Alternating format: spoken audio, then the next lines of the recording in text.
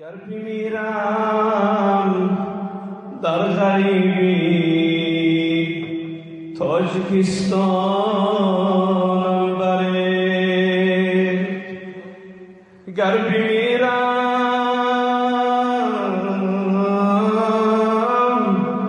در غریبی تاجیکستانم بره، با دعای خیر و آیات قرآنم بره، کرده از خاطر پریشانم غریبی سالها، بعد مرگم سوی خویشانی پریشانم بره. من برای رزق پاک و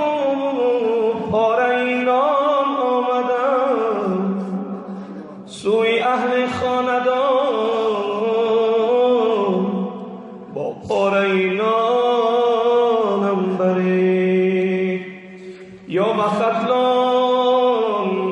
یا ایسان یا بدخشان یا کسان،